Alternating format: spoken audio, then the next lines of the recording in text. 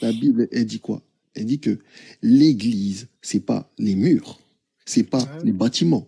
L'église, ce sont les croyants. C'est le corps de tous les croyants, c'est eux l'église. Ça veut dire que ça veut dire il y a sept croyants, Zarma, c'est les 7 églises. Mais regarde, t'as des questions bêtes comme ça, tu vois. C'est pour ça qu'on peut, parce qu'en fait, pourquoi tu poses des questions bêtes? En fait, si t'aurais lu, t'as même pas besoin de poser ces questions-là.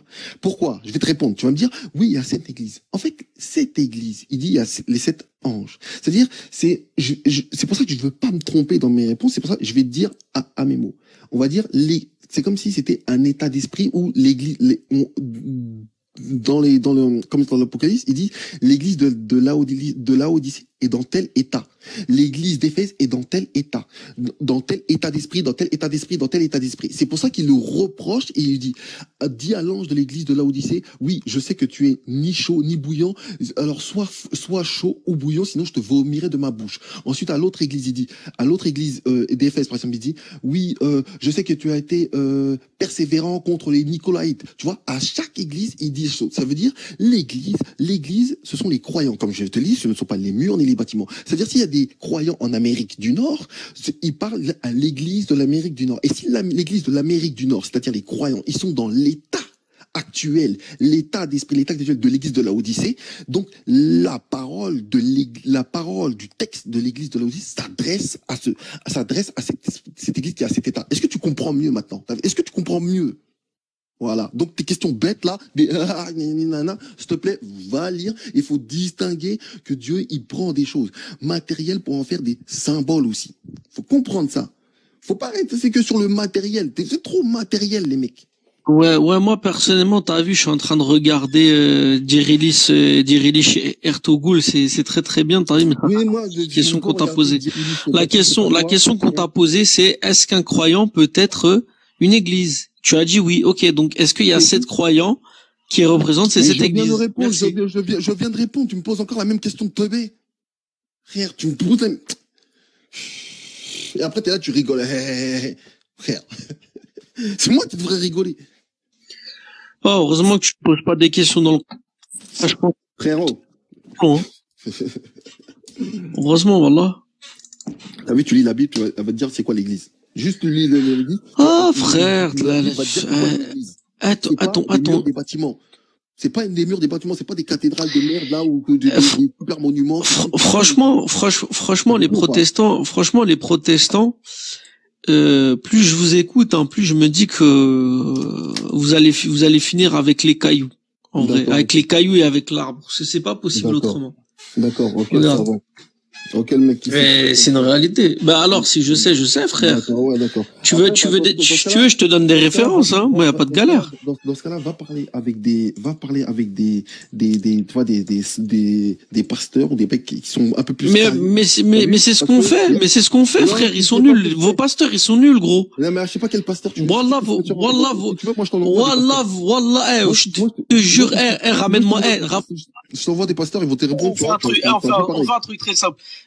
Ramène-moi n'importe quel pasteur, on va le piétiner devant tout le monde, c'est bon? D'accord, ok, vas-y. Vas-y, ramène-le nous. On a l'habitude. Tous les jours on fait ça.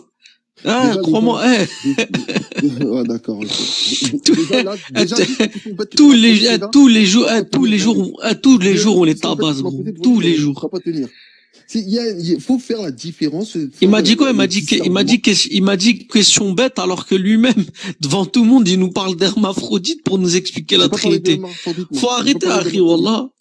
Viens pas inventer des choses. Quoi? Nino, chevalier, il a pas parlé d'hermaphrodite. Moi, j'ai pas parlé d'hermaphrodite, moi. Moi, je t'ai parlé. Par là, t'as parlé d'hermaphrodite. Moi, je t'ai parlé de l'être humain et de l'être divin. Voilà, maintenant après.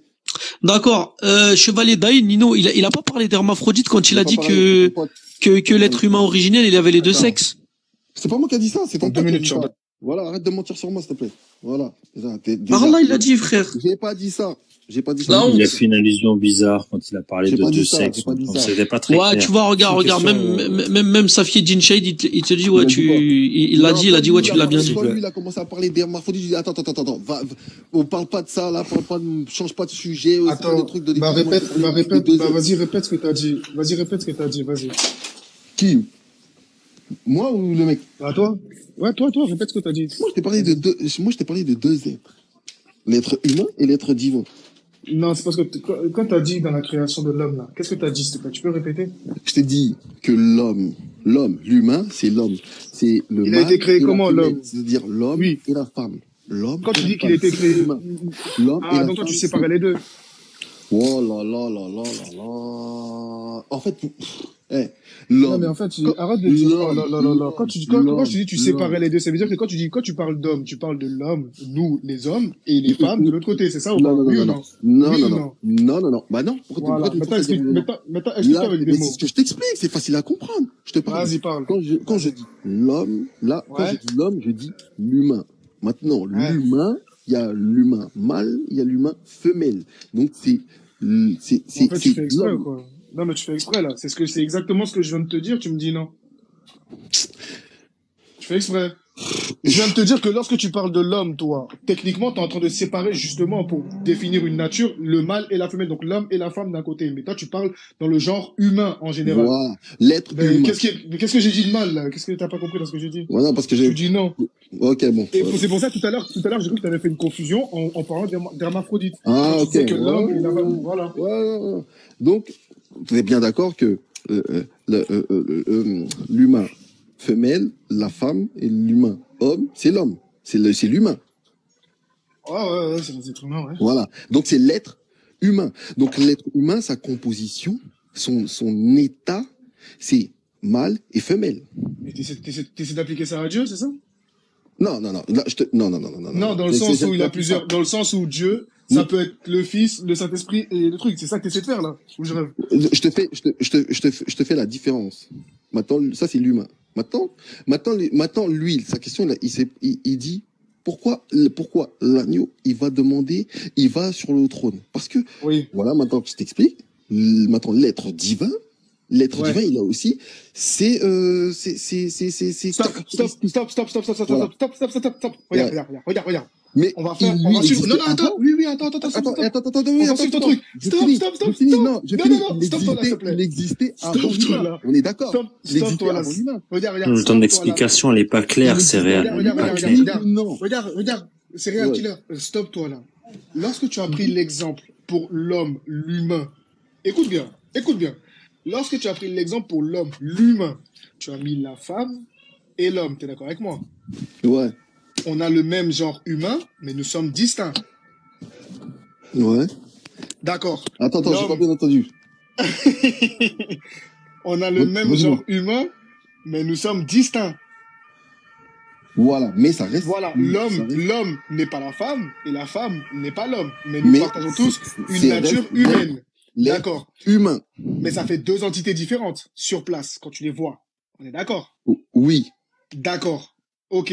Appliquons le même exemple. D'accord. Parfait. Appliquons le même exemple. Dans ce cas-là, ce que tu es en train de me dire, c'est que concernant la personne divine, il y a celui qui est sur le trône, une personne divine, l'agneau, une personne divine. Mais étant donné que les deux partagent la nature divine, c'est une divinité, c'est ça?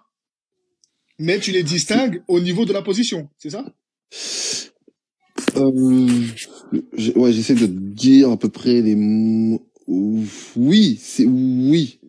Ok, d'accord. Donc ça veut dire que techniquement, d'accord. Mais non, mais là il n'y a pas de manifestation parce que c'est au ciel. Au ciel, devant les anges et les 24 vieillards, il y a bien deux êtres distincts. Oui. Il y a notre Dieu, comme le vieillard le dit, notre Dieu en parlant de celui qui est assis sur le trône, et l'agneau. Ouais. Étant donné que ces deux personnes sont bien distinctes, ça fait deux personnes qui sont bien deux entités différentes qui siègent au même endroit. Donc ça ne fait pas tout en étant le même être. Oui. Attends, mais non, ça ne fait pas un être. Là, ce que tu vas parler, toi tu parles de la nature. Regarde. Si, c'est pour ça que je dis par exemple, regarde, toi et ta mère. Vous êtes des humains. L'humain, l'être humain. Mais toi, ton être et ta personne sont propres. Tu n'es pas ta mère. Et ta mère n'est pas toi. Non, ouais, c'est ça. Voilà, l'agneau n'est pas celui qui est assis sur le trône, et celui qui est assis sur le trône n'est pas l'agneau. C'est ça. Ça fait deux personnes distinctes, donc c'est du polythéisme. Non. Parce que là, tu veux. Comment ça, non? Là, tu veux trop comparer à l'humain. Il y a, parce que, regarde, il y a les anges aussi. Les anges aussi, ils sont divins. T'as capté ou pas? Pourtant, ils sont nombreux. Boros, t'adores. À partir du moment où tu n'es même pas sûr de ton dogme, en fait. À partir du moment où tu adores, regarde. À partir du moment où tu nous dis que tu adores l'agneau, à partir du moment où tu nous dis que tu adores l'agneau, le Saint-Esprit et celui qui est assis sur le trône, sachant que les trois, maintenant, ils sont distincts. Ils ont ce que tu me dis, c'est qu'ils ont la même nature. Ils ont la même nature. C'est le même être. Non. Mais les trois personnes. Non, mais regarde. C'est le même être. Tu peux pas me dire que c'est le même être parce que regarde, je vais te montrer que c'est pas le même être. Est-ce que lorsque celui qui est assis, regarde, celui qui est assis sur le trône, lorsqu'il avait le livre dans sa main droite, est-ce que l'agneau avait le livre dans la main droite au même moment? Non, parce que... D'accord. Est-ce que quand l'agneau était immolé, est-ce que celui qui est assis sur le trône était également immolé? Non. D'accord. Il y a une distinction dans l'action. T'es d'accord avec moi? Il y a une distinction dans la manifestation et dans la fonction. C'est pour ça que ça veut dire que lorsqu'on adore, regarde. Avant que l'agneau ne vienne prendre le livre dans la main de celui qui est sur le trône, lorsque les 24 vieillards adoraient celui qui est assis sur le trône, est-ce qu'ils adoraient en même temps l'agneau qui n'était pas encore là?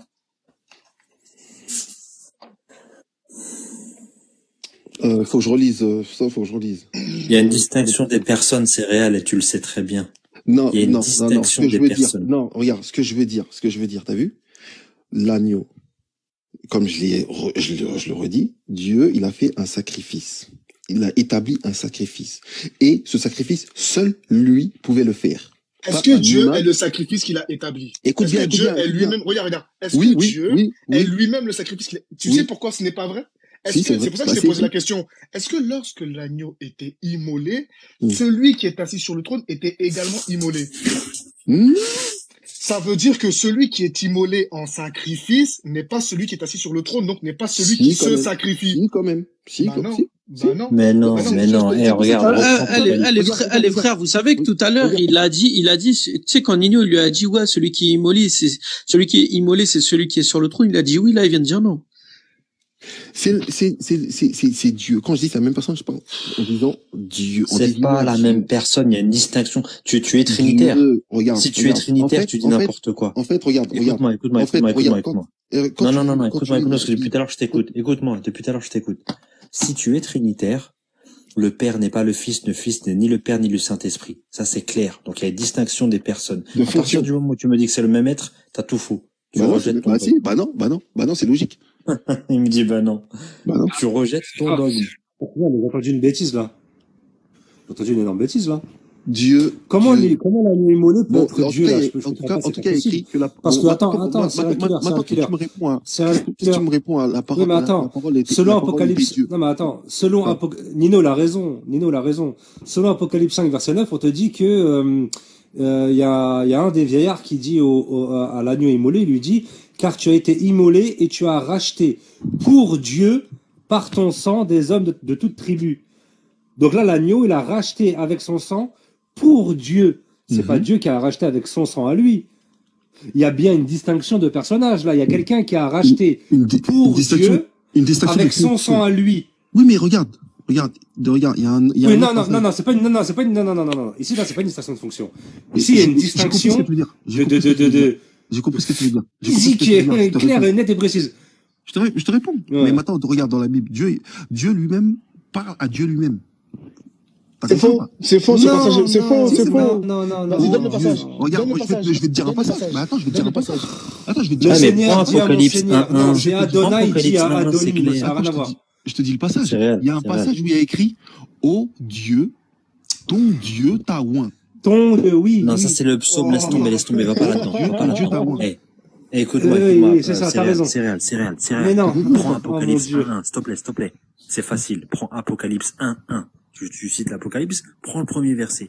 Révélation de Jésus-Christ que Dieu lui a donné. Là, on a combien de personnes qui se donnent combien de trucs? Qu'est-ce qui se passe dans ta tête? J'ai trouvé une dinguerie. C'est bon. D'accord? Ta révélation de Jésus, que Dieu lui a donné. Dieu donne la révélation à Jésus-Christ. Après, tu vas au verset 5, on te dit de la part de Jésus-Christ. Dans le verset 4, on te dit que celui qui est, qui était et qui vient, c'est Dieu. Distinction des deux. Tu vas dans le verset 8, on te dit je suis l'alpha et l'oméga. Dis le Seigneur Dieu. Ta distinction à chaque fois. Va pas dans les psaumes. Reste là. Tu vas voir que c'est clair.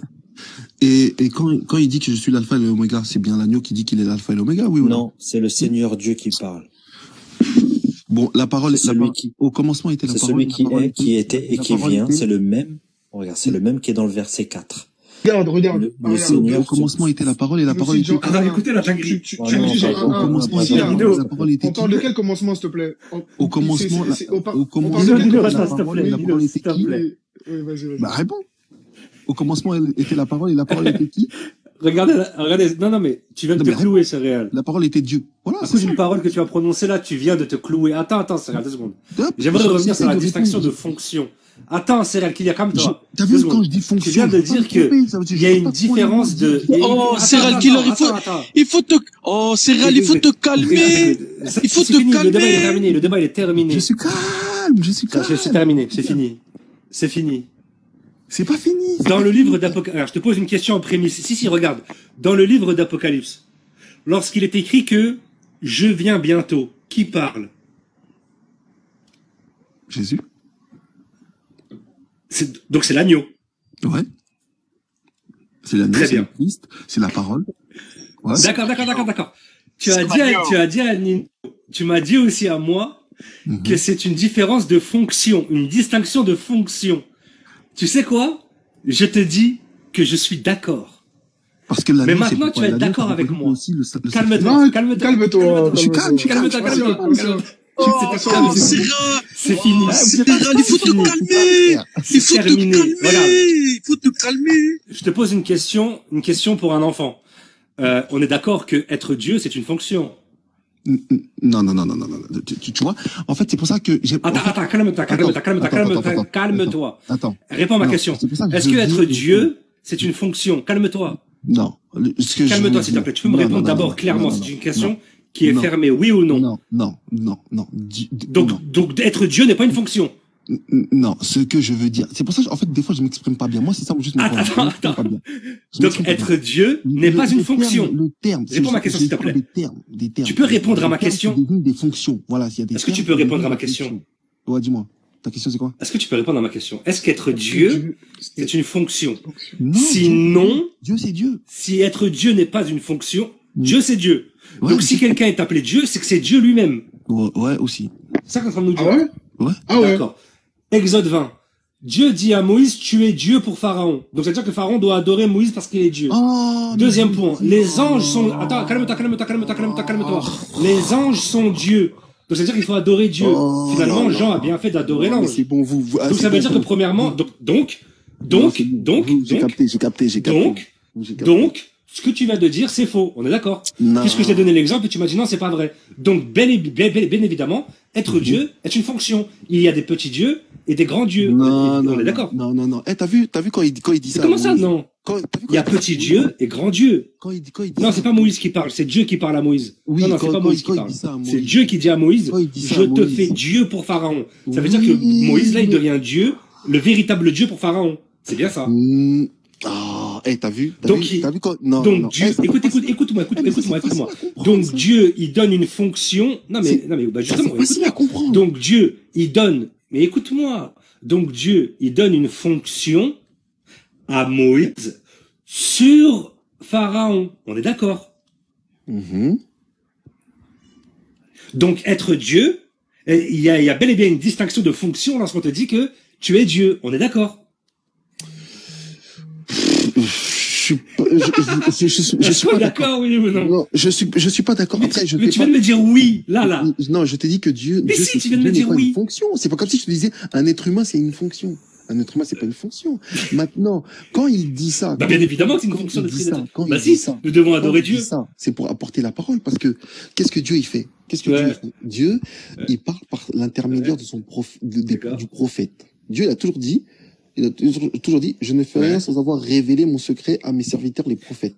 Donc, ça veut dire que là, il établit Moïse comme si c'était Dieu, et Moïse, il parle. Attends. Tu viens de dire un truc très intéressant. Donc, il a une fonction. Le prophète a une fonction. Ok. De représenter Dieu sur terre. Très bien, stop.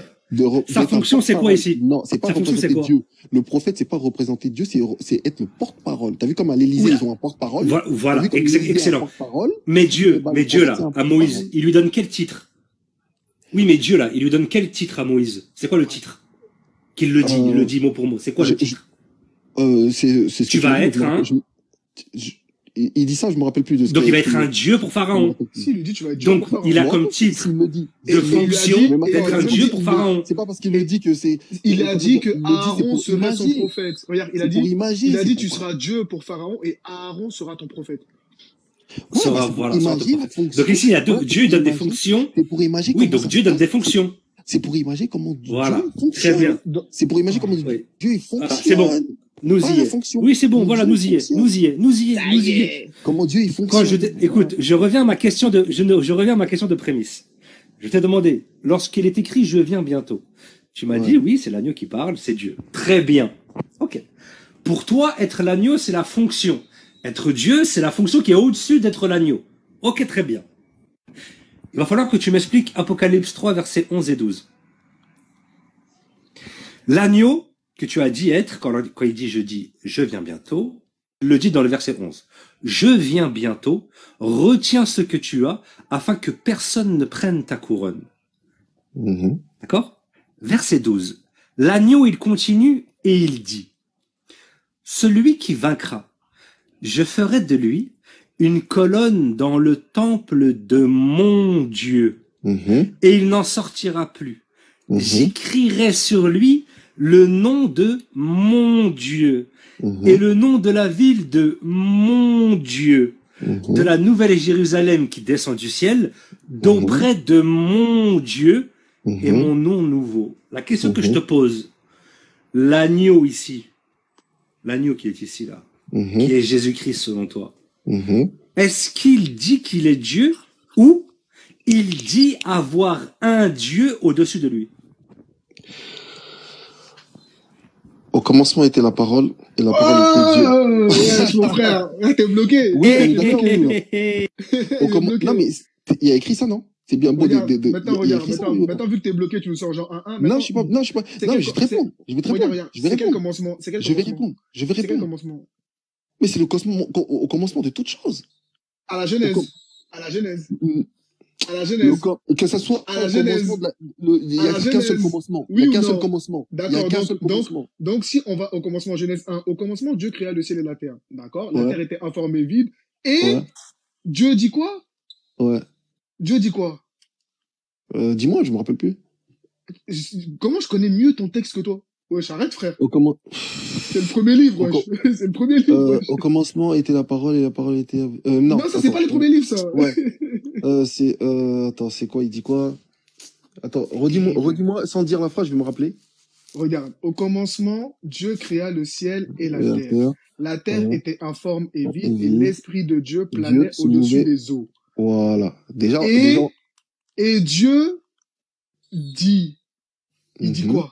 Dieu dit quoi? Que la lumière soit. Ici, là, ce qu'il a fait, Dieu, il a fait quoi? Il a parlé. Il a fait quoi exactement? Il a créé la lumière. D'accord.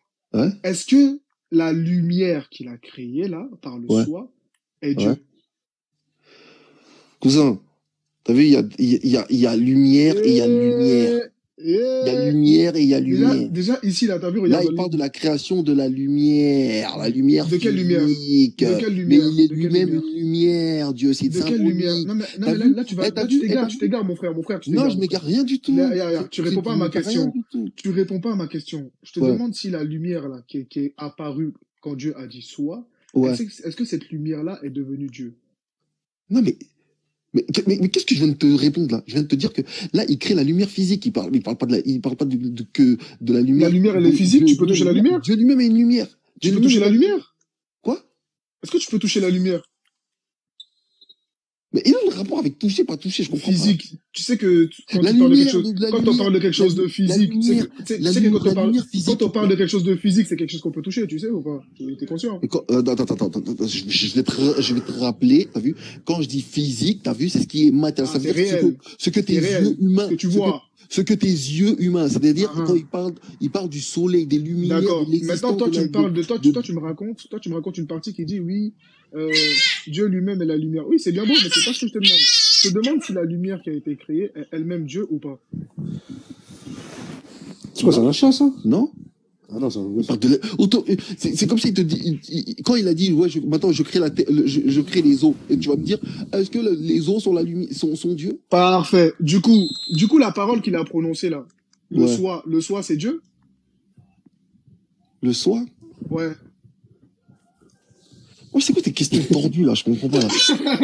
Des questions qu'on vient d'avoir, frère. Regarde. Bien sûr que c'est ça, parce que regarde, tu me dis, au commencement était la parole, d'accord? Donc là, on est parti au commencement, on voit qu'il y a la parole, effectivement.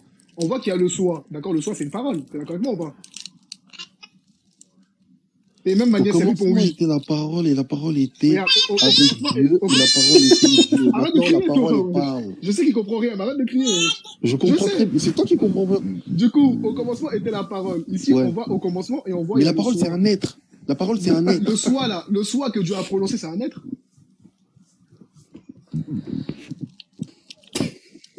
Ta question, je sais, il est perché. C'est quoi ta réponse alors? Vas-y, c'est quoi ta réponse? Non, mais réponds-moi, photo. Moi, j'ai pas la réponse. J'ai pas la réponse. C'est quoi ta réponse? Vas-y, c'est quoi? La même manière, c'est dit, tu vas jamais me répondre. Mais vas-y, c'est quoi ta réponse? Moi, j'ai pas la réponse là. Mais moi, je te demande, est-ce que tu sais? Pose pas des questions tordues, des questions bêtes. C'est des questions bêtes. Attention, c'est tordu, c'est bête. Mais si finalement. Il y a écrit. Frérot. Moi, je te réponds. Ma question, elle est bête, mais pourtant, regarde. Tu dis, ma question, elle est bête, pourtant, t'as pas de réponse à m'apporter. Si quelque chose est si bête que ça, pourquoi tu peux pas répondre? Mais parce que mais parce que le truc, il est lourd.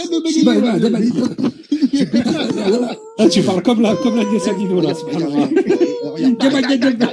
Je vais te donner une explication. Moi, je vais te donner une explication. Déjà. Il a bégayé de ouf. Rigolez bien. Allez, bâtard, ça a dit, il a parlé comme Taz dans Looney Tunes. Regarde bien. Ça va, on rigole, c'est réel. Regarde bien. Je rigole avec toi, un peu de bonne humeur, mon ref. C'est bon. Non, mais ouais, je suis de bonne humeur. Même manière, c'est dit arrête de bouder, je calme. Non, je boude pas. Regarde, il y a écrit au commencement, Dieu créa les cieux et la terre. Ok. La terre était informe et vide. Et maintenant, regarde après le verset. Comment est montrée la présence et la manifestation de Dieu? C'est pas une manifestation, c'est sa puissance, mon ref. C'est deux choses différentes. Attends. C'est deux choses différentes. Faut comprendre tes écrits, frérot. C'est deux choses différentes. Non. Mais moi, maintenant, ma question, elle est pas là-bas. Ma question, elle est dans le soi. Non. Regarde, frérot, on est sur la parole. Regarde. Frérot. Parce que là, tu veux t'égarer. Moi, j'ai pas les portes de sortie bêtes. Regarde, frérot, on était sur Jean 1:1. Au commencement était la parole. On allait au commencement. Regarde, on allait au commencement. Maintenant, on a trouvé où est cette parole. Donc, le soi. Maintenant, je te demande, le soi là, le soi que Dieu a prononcé, est-ce que ce soi là, c'est une entité comme tu viens de nous dire là tout de suite? Mais attends, j'étais en train de te répondre. Donc, il y a écrit que la terre est informe et vide. Maintenant, l'écriture montre la présence, la manifestation de la présence de Dieu, comment dire, je sais pas comment dire avec des mots, on va dire d'un état de Dieu, c'est-à-dire l'esprit. Il y a écrit que l'esprit de Dieu se mouvait au-dessus des eaux. Il y a écrit l'esprit de Dieu. Donc là, il est question de l'esprit. Mais après, maintenant, il y a écrit Dieu parle. Tu vois? Et donc, c'est là que ça revient à Jean. Il y a écrit que la parole était avec Dieu et la parole était Dieu. Donc, c'est ce même Dieu qui parle et qui agit par son esprit. Maintenant, le soi, c'est parce que Dieu y parle. Ça ne veut pas dire que le soi, c'est lui-même. Je sais pas si j'arrive à me faire comprendre. Donc la parole n'est pas Dieu. Il y en a pas. Il y a écrit que... Donc la parole n'est pas Dieu. Non, il y a écrit que la parole était avec Dieu et la parole était... Non. Mais tu viens de dire que la parole qu'il a prononcée n'est pas Dieu. Tu viens de dire que non. Mais attends, Dieu... Tu viens de le dire là. Non, je me suis mal exprimé. T'as vu quand Dieu il va dire... Dieu, toute la Bible c'est Dieu. Toute la Bible c'est Dieu qui parle. Donc, toute la Bible c'est Dieu qui parle. Dieu il va dire, bon, je crée la plante, ça veut dire que la plante c'est Dieu. Même si maintenant, symboliquement... Donc quand il a créé Jésus, Jésus n'est pas Dieu. Est-ce qu'un arbre et Jésus c'est la même chose? Non. Là, il a été créé pareil. Non, faut pas te blesser. Faut pas te blesser, gros. Tranquille, prends le temps. Là, on parle. J'ai déjà expliqué. Dieu, t'as vu, quand Jésus est venu, c'est l'agneau sacrificiel qui est venu, voilà. Donc, il y a cette fonction-là. Mais ça reste Dieu. Mais c'est la parole. Toi, tu y as écrit. Je sais pas pourquoi. Tu vois comment c'est dur d'expliquer quelque chose qui est faux. D'accord. Je sais pas comment. Mais pourquoi? En fait, moi, ce que je comprends pas, c'est réel, c'est quoi? C'est que, comment ça se fait que la fonction d'agneau dise qu'il y a une fonction au-dessus qui est son Dieu à lui? C'est son Dieu. Donc moi, la question que je te pose, puisque la fonction l'agneau, c'est Jésus, pourquoi toi, tu adores Jésus qui est la fonction d'agneau et non pas tu n'adores pas la fonction que Jésus te dit dans Apocalypse 3.12 qui est son Dieu, ou par exemple Jean 27 où il dit « Je monte vers mon Père qui est votre Père, vers mon Dieu qui est votre Dieu ». Pourquoi tu n'adores pas cet être-là, cette fonction-là, au lieu d'adorer la fonction qui s'est sacrifiée sur la croix? Pourquoi tu fais ça? Déjà, je vais essayer de te répondre avec les mots. On n'a pas dit Je sais que c'est dur, mais prends ton temps. On n'a pas dit... Je sais pas si je peux dire ça, c'est pas adorer une fonction. Mon gars, tu vas te blesser, respire, dis 1, 2, 3, tranquille. C'est adorer l'être. C'est adorer l'être divin. L'être divin, c'est Dieu. Lequel? Voilà. Maintenant... Très bien. L'esprit ou la chair, tu veux adorer, toi? Tu veux adorer l'esprit ou la chair? Mais, t'as vu, réponds à ma question. Tu veux adorer l'esprit ou la chair? C'est pas la chair, la chair. Tu veux adorer l'esprit ou la chair? T'as vu Dieu sous forme de chair, c'est Dieu lui-même. Tu veux adorer l'esprit ou la chair, frérot? Si t'adores Dieu, Dieu le Fils, t'adores Dieu le Père, c'est le même être. Non. Si, c'est le même être. C'est toi qui Il y a l'esprit. Non. Dieu n'est pas chair. Dieu, c'est... Dieu c'est chair. Non. Dieu, c'est fait chair. Jésus, il te dit, voici les adorateurs que le Père demande, en esprit et en vérité. C'est-à-dire que tu dois adorer, écoute-moi, tu dois adorer Dieu en esprit. Ça veut dire quoi, adorer Dieu en esprit? T'as un esprit. Ça veut dire quoi? T'as un esprit. Donc on est d'accord qu'un esprit n'a ni chair ni os. Donc un esprit n'a ni chair ni os. Ouais, d'accord. Un esprit n'a ni chair ni os. Ouais. Donc tu dois adorer Dieu sans aucune représentation. Maintenant, ce Jésus qui est Dieu en chair. On est d'accord. Non, attends. Est-ce qu'on est d'accord pour l'instant? Il est venu en... Non, mais est-ce qu'on est d'accord, toi et moi, là, pour l'instant? Redis-moi. Sacré nom d'une pipe. Je t'ai demandé, puisque Jésus, il dit que, puisque Jésus, il dit qu'il faut adorer le Père en esprit et en vérité. Ouais. On en a conclu, toi et moi, que en esprit veut dire ne pas avoir d'os ni de chair. Ce que Jésus a. D'accord? Donc, toi, aujourd'hui, céréales, tu adores Jésus qui, lui, a qui est esprit, bien évidemment, comme tout le monde ici présent, mais qui a aussi un corps, donc de la chair et des os. Ok.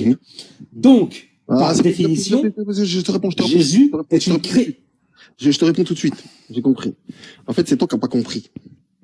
T'as vu quand il dit d'adorer Dieu en esprit et en vérité? Ça n'a rien à voir avec la chair et les os. Parce que les gens, quand ils adoraient Les gens, quand ils adoraient en faisant des choses ou en allant en faisant des sacrifices bizarres d'adoration. Or que Dieu, il faut l'adorer. Oui, mais ça c'est le côté vérité il faut adorer Dieu en esprit, en vérité. Ça c'est le côté vérité. La vérité, c'est tout ce qui a été dit avant par les prophètes et la loi. C'est ça la vérité. Mais en esprit, là, ça veut dire quoi, adorer Dieu en esprit? Ça veut dire quoi? Je peux pas t'expliquer ça. Comme je te dis, je suis pas un pasteur, je peux pas t'expliquer ça en un mot. C'est grave. Je peux pas, en fait, je comprends. Oui. Moi, je comprends quand il dit ça, mais te l'expliquer bien en traduction mot pour mot, je vais essayer de adorer Dieu. Je vais te donner la réponse après. C'est dans son cœur. Tu vois, c'est dans son cœur. C'est pas en allant, par exemple, c'est pas en allant prendre un agneau et après le sacrifier. Ah tiens, Seigneur Dieu. C'est pas, ça se faisait avant. C'était ça, adorer. Mais maintenant, ce n'est plus comme ça. C'est dans l'esprit et en vérité dans le cœur, par la prière, par les sentiments pour Dieu. C'est comme ça. C'est plein de choses. C'est de la révélation. Non. Ça, c'est d'adorer Dieu en vérité. Non. Écoute, il y a 5 versets qui généralisent ce que j'ai. Non, mais écoute, laisse-moi parler. Pour moi, il y a 5 versets qui généralisent ça, et ça se trouve dans Deutéronome du chapitre 4, le verset peut-être 13 à 19. Ça nous dit en gros que, à partir du verset 14, qui peut. Parce qu'il y a des mots, je me souviens plus. En gros, on te dit que l'Éternel, il a commandé à Moïse d'enseigner les lois et les ordonnances, afin que vous les mettiez en pratique. Ici, là, c'est l'adorer en vérité. C'est-à-dire que par ses lois, donc par sa vérité qu'il nous a donnée, nous devons l'adorer de cette manière-là, de mettre en pratique. Et c'est là qu'on rentre dans le en esprit. Écoute bien. Moïse, il continue, il dit à son peuple, il dit, puisque vous n'avez vu aucune figure le jour où l'Éternel vous parla du milieu du feu. Sur le mont, tu sais, quand Dieu s'est présenté à Moïse. Moïse, il dit, attention, comme vous n'avez rien vu dans le feu quand on vous a parlé, quand l'Éternel vous a parlé, faites attention à vos âmes. D'accord? Faites attention à vos âmes. Écoute bien, de peur que vous ne vous corrompiez et que vous ne fassiez une figure taillée, une représentation de quelque idole, la figure d'un homme ou d'une femme, la figure d'un animal, des oiseaux, des bêtes, etc. Veille sur ton âme, de peur que, levant les yeux vers le ciel, et que tu regardes le soleil, et ou la lune, et ou les étoiles, et ou toute l'armée des cieux, tu ne sois entraîné à te prosterner en leur présence.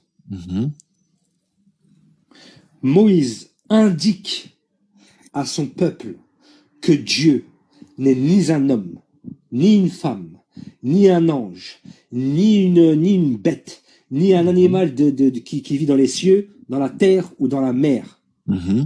Dieu ne ressemble à rien. Quand il vous a parlé, quand on demande à des chrétiens qui était dans le feu, c'est Jésus. Ah bon? Mais Moïse, il te dit qu'il y avait rien dans le feu. On n'a rien vu. Il n'est pas possible de donner une description de ce qu'on a vu, car il n'y avait rien. Moïse le dit clairement dans Deutéronome 4, à partir du verset 14. Il n'y avait rien. Et moi, le mot qui m'interpelle, c'est « Veillez attentivement à vos âmes, de peur que vous ne corrompiez. » Ça veut dire que, puisqu'il n'y avait rien dans le feu quand l'Éternel vous a parlé, vous devez l'adorer en esprit. C'est-à-dire qu'il n'y a rien à adorer de physique, de charnel. Il n'y a pas de chair ni d'os, comme Jésus le mentionne à un de ses apôtres en disant « Vois, touche-moi, un esprit n'a ni chair ni os comme moi j'ai. »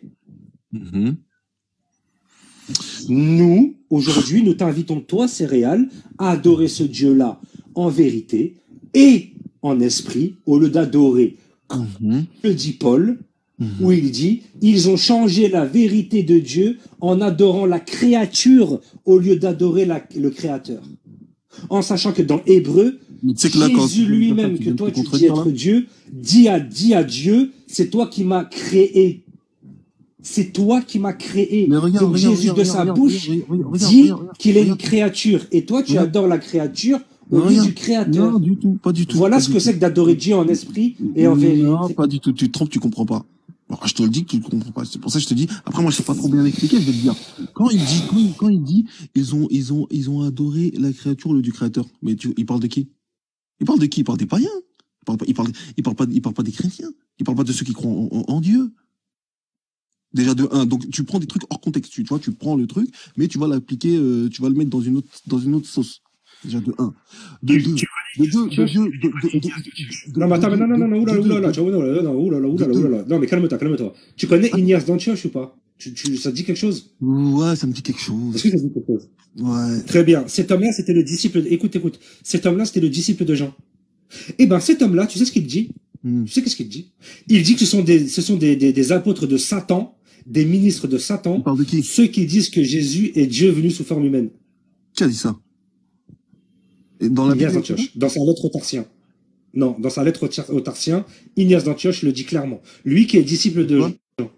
Il dit que ce sont des ministres de Satan, ceux qui disent que Jésus est venu sous forme humaine, il est le Dieu tout-puissant dans les cieux.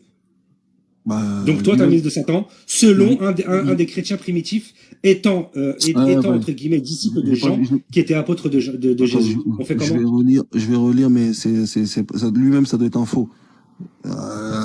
Parce que il y a bien écrit que la parole a été faite chair. Ça veut dire, si la parole a été faite chair, la parole a été faite humain. Où est-ce que tu lis dans Jean? Mais si la parole a été faite chair. Dans sa conclusion, Jean, il dit quoi? Le dernier verset du livre de Jean, il dit quoi là-bas? Qu'est-ce qu'il dit? Je me rappelle plus, dis-moi. Prends le texte, prends-le. Vous parlez, je vois exactement où vous buguez. Après, je sais pas très bien expliquer, donc je peux pas avec pertinence pour que vous compreniez bien. C'est pour ça que je vais vous répondre, mais vous allez pouvoir toujours. Mais je vois exactement où vous buguez. Maintenant, c'est soit à moi de faire un travail pour bien répondre, mais je vois. Jean, il a écrit son. Écoute. Selon le livre de Jean, Jean a écrit son évangile, selon lui en tout cas, et à la fin il conclut. Il dit, je vous ai écrit ces choses afin que vous croyiez que Jésus-Christ est le Fils de Dieu. Il est quoi? Tu peux nous dire, s'il te plaît? Le Fils de Dieu, c'est ça? Le Fils de Dieu? Ah, je sais pas, moi, le texte, il dit quoi? Je me rappelle plus, je l'ai pas sous les yeux, là. Bah, prends-le, frérot. Va sur Internet et écris ce que je viens de te dire. Si t'as pas la Bible en physique. Et dis-moi quelle est la conclusion de Jean. Jean a écrit tout cela afin que vous sachiez que Jésus est gang. Il est quoi? Il est Dieu? Il faut nous dire, s'il te plaît.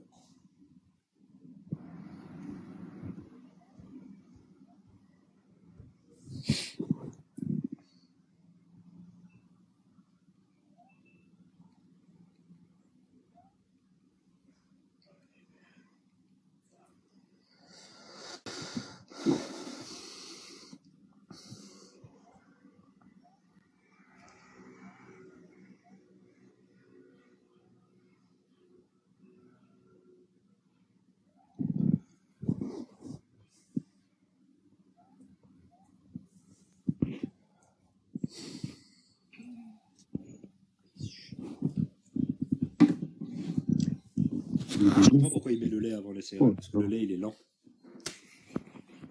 Ah, il est lent. Il est lent, ce lait. Ah oui, parce que c'est bien beau de prendre Jean, mais Jean, dans sa conclusion, qu'est-ce qu'il dit? Je vous ai écrit toutes ces choses afin que vous sachiez que Jésus est. Il est quoi? Est-ce qu'il est Dieu?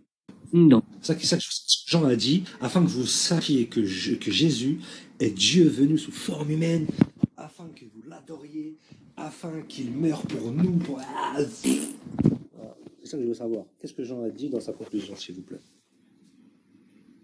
Jean est Dieu. Lol.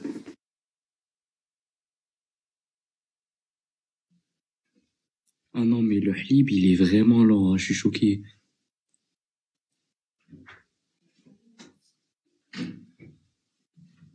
C'est l'Osquilote d'Antiochos. Je ne sais pas si vous connaissez cette église d'Antioche.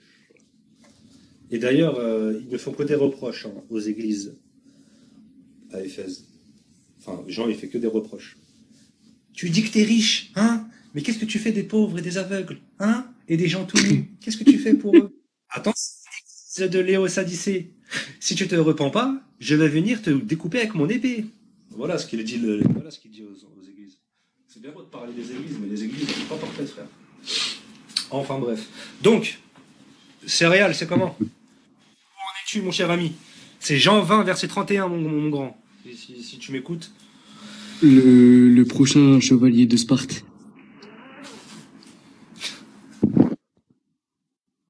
Je pense quoi de Paul? Je pense que Paul c'est une identité usurpée afin de lui faire dire des choses que le vrai Paul n'a jamais dites ou jamais écrites. Voilà ce que je pense de Paul. Je pense que le vrai Paul était un vrai envoyé de Dieu, mais ce n'est pas le Paul, en tout cas, qu'on nous décrit dans ses lettres ou dans les actes ou ailleurs. Oh là là, j'ai vu écrit Franck, j'ai cru que c'était Franck Domoro. Oh, Franck Olivier, oh non, pas lui. Extase. Ah, j'étais en extase. Oh, pas lui. Ah, même son micro, il est en extase. Allô, vous m'entendez? Allô? Ah oui, là, on t'entend trop. Mute-toi ou démute-toi, peut-être. Il Oui, m'a voilà, déchiré ok, les oreilles. Oh non, pas lui. Il est sur la lune ou quoi, frère? Ayo Houston? Oh là là, il m'a tué l'oreille. Le gars, il est à côté d'un train ou... Parce que là, vraiment, il m'a déchiré les oreilles. Il est sous le train, il n'est pas à côté.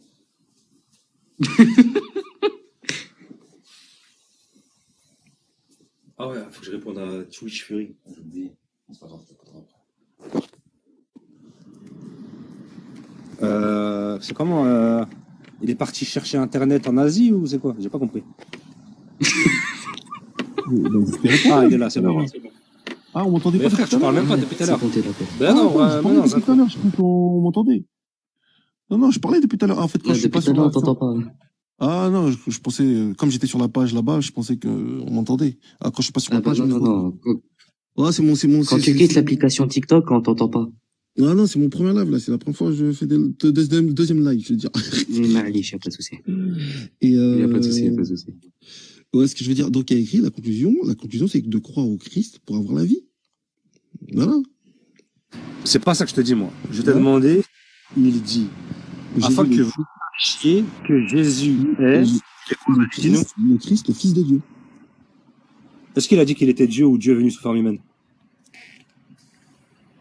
Au début du livre, il est écrit où ça? Pourquoi tu veux qu'il le répète encore? Maintenant, c'est là, c'est la fonction, c'est-à-dire. C'est la conclusion. Non. Là, c'est la conclusion. Il dit, je vous ai écrit ces choses afin que vous sachiez que Jésus est le Christ, le Fils de Dieu. Voilà. T'as vu Dieu, le Dieu. Ça veut dire quoi? Regarde, ça veut dire que le Dieu qui s'est fait chair. Oh mon Dieu.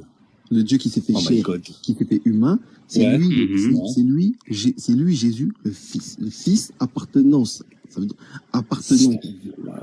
Tu vois ce que je veux dire? D'accord. Ouais, donc, en croyant en celui qui est venu sur terre pour faire le sacrifice, en chair, tout ça, c'est en croyant en lui que vous avez la vie. C'est pas vrai, c'est pas écrit ce que tu viens de dire. Si, c'est écrit. Jean, dans sa conclusion, n'a jamais dit qu'il fallait croire en sa mort pour avoir la vie éternelle. Il dit que afin que vous ayez la vie en son nom. Point. Il ne parle pas de mort ou de crucifixion ou de je ne sais quoi. C'est faux, c'est pas vrai. Ouais, mais attends. Dans la Bible, t'as vu, il n'y a pas que le livre de Jean. Vas-y, j'attends. Attends, John, tu me permets? Dans la Bible, il n'y a pas que le livre de Jean. Tu me permets de placer, une petite parenthèse? Ouais. J'ai juste envie de placer une petite parenthèse parce que là, nous avons en face quelqu'un qui croit énormément en Jésus, il croit au fait qu'il est Dieu, il prie pour Jésus, etc., etc. Tout ce que j'ai à dire, c'est Matthieu 7, versets 21-23. C'est bon, vous pouvez continuer. D'accord. Donc, Matthieu, il dit ça, Luc, il dit ça, Marc, il dit ça, Jean, il dit ça. Maintenant, il faut croire à la mort. Eh ben, dans tous les cas, dans tout, ça résume de croire à la mort et à la résurrection du Christ. Voilà. C'est ce que Stop. La mort et la résurrection du Christ. La mort. Je vais rectifier. Non. Oulala. Je vais rectifier tes paroles. Ouais. Non. Stop. Je vais rectifier. Non. Si tu rectifies ta parole. Je rectifie ta parole. Je peux rectifier, s'il te plaît? Merci. Que Marc, Luc, Jean et Matthieu, ils ont dit, je répète, je répète, ils ont dit qu'il fallait croire en la mort de Jésus afin d'avoir la vie éternelle. Sors-moi un seul verset où Marc, Luc, Jean ou Matthieu dit cette parole mot pour mot et je me baptise ici, maintenant, devant tout le monde avec ma bouteille d'eau. Vas-y. De trouver John, je te suis dans le baptême là aussi. Hein. Le verset où Marc, Jean dit qu'il faut croire en Marc, Jean, Luc ou Matthieu dit, mot pour mot, il faut croire en la mort et la résurrection de Jésus-Christ afin d'avoir la vie éternelle. Parce que tu as dit, ils ont dit. Donne-moi la parole, s'il te plaît. John, j'ai ma bouteille. Attends. Moi aussi, elle est là. J'en ai même deux. Mais il y en a une, elle est froide et j'ai peur de l'utiliser. Parce que j'aime pas l'eau froide. Il faut que je relise, mais en tout cas, déjà, la conclusion des gens, c'est... La bouteille pour faire l'istinja. Moi, j'ai la bouteille pour faire l'istinja. Regarde, t'as vu quand tu m'as sorti un passage comme quoi il dit Jésus, il vient, il touche, il parle à Marc. Il lui atteste. On fait ça comme ça. Non. Si, il lui atteste sa résurrection. Regarde, touche-moi. Non. Bah si, il le dit. Oui, mais non. Il parle pas de sa crucifixion. Non. Mais il parle pas de cette histoire de mort pour les péchés. C'est pas vrai, c'est faux. Bah si. Non. Dans les 4 livres, ça parle de parce que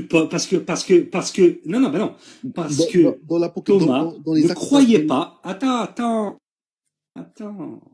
Thomas ne croyait pas que Jésus était bel et bien vivant.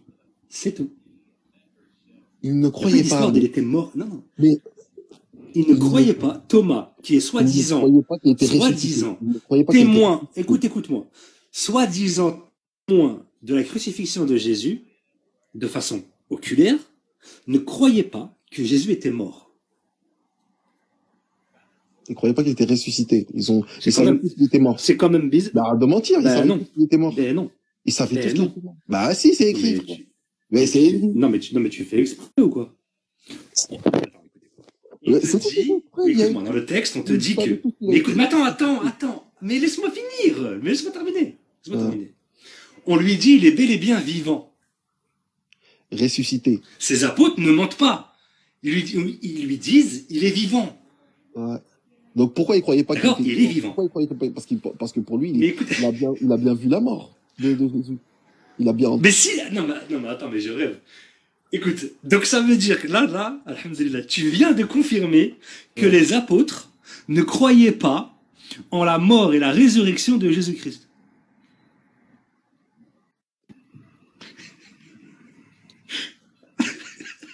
Comment dire ça? C'est bien de rigoler, ouais.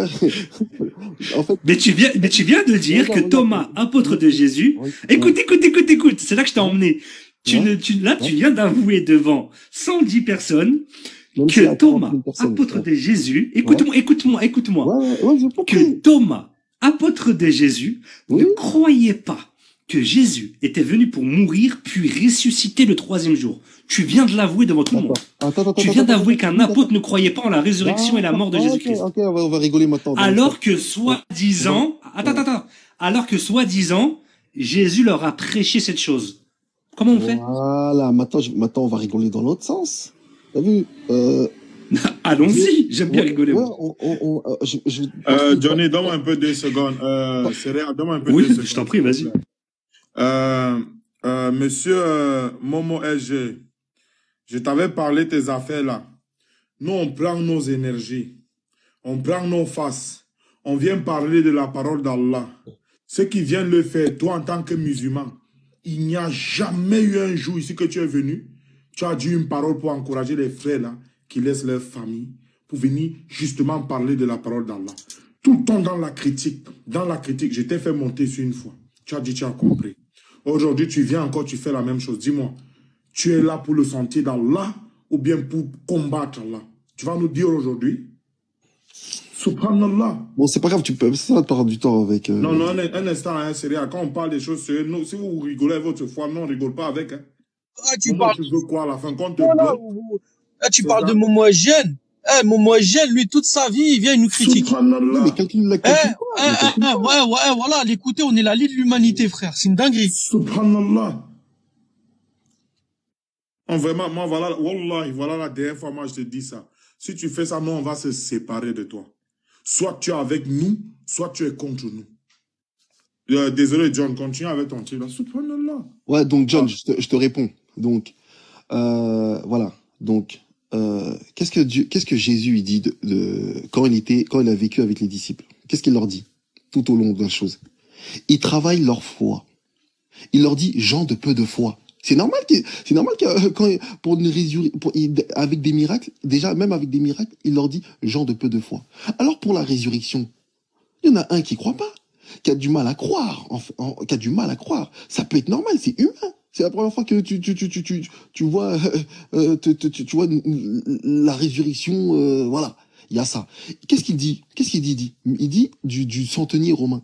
Même en Israël, c'est-à-dire même en Israël, c'est-à-dire le peuple de Dieu, qui est censé avoir une foi de fou, c'est le Romain qui a plus de foi que vous. Donc c'est normal que le Marc, à ce moment-là, il a ses doutes. Même l'apôtre Pierre, qui est désigné comme l'apôtre numéro 1. Il a eu de l'incrédulité. C'est Dieu qui travaille leur foi, qui leur donne la foi. C'est pas instantané. Ce sont des humains. Il faut que on n'est pas parfait. La foi augmente à chaque épreuve. Pourquoi Dieu ta foi elle augmente à chaque épreuve. T'es pas comme ça. Fou. Tu vois ce que je veux dire? Donc dire ils croyaient pas que maintenant ils ont eu l'épreuve de la résurrection. Maintenant ils croient, frère. C'est simple. Donc, ça sert à rien de dire, ah non, mais il croyait. L'apôtre Paul, il lui a annoncé. Il connaissait pas la résurrection. Il connaissait pas la résurrection.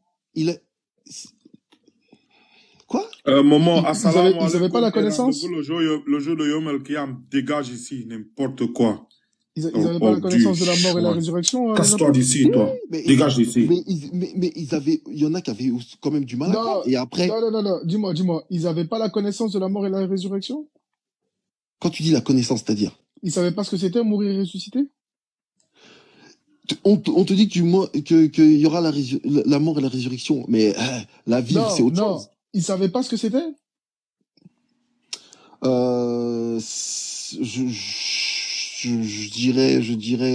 Je dirais que oui, mais est-ce qu'ils ont déjà été témoins d'un mort qui est revenu à la vie? De Lazare. Du coup, ils ont vu de leurs yeux que quelqu'un pouvait mourir et ressusciter? Ils ont vu de leurs yeux, oui, mais... Pourquoi ils n'ont pas cru? Mais leur Seigneur, non. C'est le cœur. C'est le cœur. Attends, mais c'est ça le pire, en fait. C'est qu'ils ont été témoins de quelqu'un qui n'est même pas leur Dieu mourir et ressusciter. Oui, mais qui l'a ressuscité? Ils ont des écrits où Dieu, à travers quelqu'un, a déjà ressuscité quelqu'un. Ouais. Mais quand leur soi-disant Dieu dit qu'il va mourir ressuscité, là, bizarrement, ils croient pas. Mais le pire, c'est que c'est prédit dans l'Ancien Testament qu'il allait mourir. Pas tous, mais c'est le cœur humain. Dieu, il a toujours reproché ça du début à la fin, que le cœur humain a du mal. Mais est-ce que c'était prédit dans l'Ancien Testament que le Messie devait mourir? Ça sert à rien d'essayer de me dire, est-ce que c'était prédit? C'est prédit, même les choses qui sont prédites, les gens, ils ont du mal à croire. C'est ça. Mais ils ont pas lu, alors Thomas, il connaissait pas les anciens textes. Regarde. Mais dans ce cas-là, il connaissait pas les textes, du coup. Mais les textes, ils étaient pas encore tous écrits. Quoi? Non, non, non, on te parle de l'Ancien Testament. On te parle de l'Ancien Testament, là. Là, on te parle de l'Ancien Testament. La Torah, à l'époque de Jésus. Regarde. Et en fait, à l'époque de Jésus. Non, j'ai capté vous. T'as vu? J'ai capté, en fait, vous, là. Bon, j'étais posé dans le ça fait une heure que t'as capté, T'as vu dans l'Ancien Testament? Ce sont des choses qui ont été écrites et prophétisées des siècles avant. Ouais, du coup, ils l'avaient ou pas? Maintenant, il faut qu'ils se mettent dans la position où, c'est à notre époque que là, cette prophétie va arriver. Non, pas du tout. Regarde, je vais t'expliquer un truc. Tu sais dès qu'ils étaient. En fait, c'est toi, on a capté, en fait. Toi, t'arranges la Bible, en fait. J'arrange pas du tout la Bible. C'est réel, regarde. Regarde, c'est réel. T'as vu dès qu'ils étaient. C'est réel, t'as vu dès qu'ils étaient. Vous parlez comme si les protagonismes de la, les protagonistes. C'est réel. Regarde ce que tu dis, Ils ont des défauts comme tout le monde. Mais là, on parle des apôtres. C'est quoi le rapport? C'est pas le rapport. Là, on te parle des apôtres. Parce que là, vous parlez comme si regarde, c'est réel. On te parle de gens qui ont vu leur soi-disant Dieu, du coup, même s'ils n'y croyaient pas, ressusciter quelqu'un devant eux, marcher sur l'eau, chasser des démons, ramener une table venue du ciel pour nourrir tout le monde, potentiellement, selon vos textes. Oui, j'ai compris. T'as besoin de dire d'autres exemples. Je vais te répondre tout de suite. Donc, ils ont vu tout ça. Attends. Ils ont vu tout ça de leurs yeux. J'ai compris leurs yeux. Ils ont vu. Attends, c'est pas fini. Non, faut que je fasse encore une liste. Ils ont vu une transfiguration. D'accord? Ils ont reconnu Moïse, hein, qu'ils ont jamais vu de leur vie, hein. Leur vie. Ils ont reconnu Moïse du premier coup d'œil. Spirituel, oui. Attends, ils l'ont reconnu du premier coup d'œil. D'accord? Ils n'ont pas reconnu que leur Dieu, quand il leur a dit, je vais mourir et ressusciter, là, ils ont pas cru. Ils ont cru. Pas tout de suite, mais ils ont cru. Quand il leur a dit, est-ce qu'ils ont cru? Mais il leur disait qu'ils allaient avoir du mal à croire. On voit que c'est écrit. Et ça prouve bien la réalité. Regarde, juste un exemple. C'est pour montrer le cœur. La Bible aussi, elle décrit le cœur humain. T'as vu? Quand il marchait sur l'eau, ils ont dit quoi? C'est un fantôme. Pourtant, le mec, il est en face de lui. Qui a dit ça? Lis, tu vas voir qui a dit ça. Qui a dit ça? Lis, tu vas voir qui a dit ça. Non, je te demande qui a dit ça. Les apôtres, ils ont dit, waouh, c'est un fantôme. Quel apôtre a dit ça? Je crois que c'est Pierre, je crois que c'est Pierre. Donne-moi le texte, moi je veux qu'on le lise. Moi j'aime bien lire. Non, ça n'existait pas, ça. Non, mais dis-moi le texte, qu'on aille lire. Voilà. J'aimerais bien lire ce texte, moi j'aimerais bien lire. Pierre, il a dit Jésus c'est un fantôme, mais voilà, ça n'existe pas. Non, t'as pas compris. T'as vu, ils ont vu Jésus. Oui, Pierre, au début, il croyait pas que Jésus était le Messie. Mon gars, donne la source. Mon gars, donne le texte. Écoute, ça montre. Mon gars, donne le verset. Moi, je veux pas discuter. Attends, je vais donner, c'est pour montrer, regardez. C'est pour. Et dans le verset, je veux qu'il y ait écrit, ouais, mais c'est un fantôme, là, oh. Attends. Il y a écrit, tout ça, c'est pour nous enseigner. En même temps, regardez le cœur humain. Le cœur humain, il a vu Jésus marcher sur l'eau. Tellement l'incrédulité est forte. Ils ont vu le Ghost Rider. On voit le texte. Là, on voit ça. Wesh. Donne-moi le texte. Attends, je vais chercher le texte. J'ai besoin d'une aide là. Je vais chercher le texte. Attends, tout de suite, attends. Est-ce qu'il y a les Algériens dans le panel? J'ai besoin d'une aide. Il y a quoi? Les gars, quand j'étais en Algérie, j'avais voyagé, j'ai oublié l'argent algérien dans mes poches. Je peux pas changer ça dans des banques ici. Y a-t-il pas un Algérien qui voyage beaucoup là, il me change ça? Il va t'échanger, il va garder ton argent. Voici ça ici. Je sais pas, les Algériens, comment c'est des voleurs? Ah, mon gars, il va dire, ouais, la banque arrêtez, avec l'argent, là. On sort pas avec l'argent, hein. Il me change ça. J'avais oublié dans les vêtements. C'est quand j'arrive ici, ma femme est en train d'ouvrir mes choses, elle a vu ça, donc. Ah, c'est chaud. Et voilà, quoi. C'est mieux, tu gardes l'argent jusqu'à ce que tu retournes là-bas. C'est plus de 200, c'est dans les 800, 900 euros.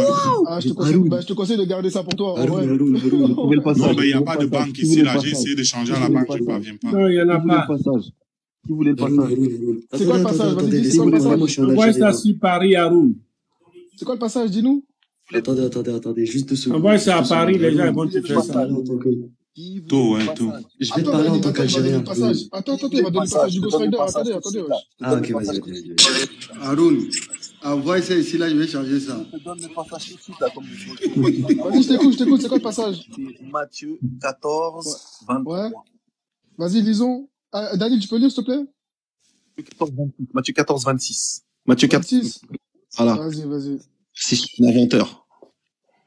Vas-y, on va lire, wesh. Ah, lisez. Bah, lisez. Vas-y, Daniel, qui peut lire, là? Ah, vous voulez que je lise? Vas-y, lis, si tu peux. Attends, c'est quel verset? Répète le verset.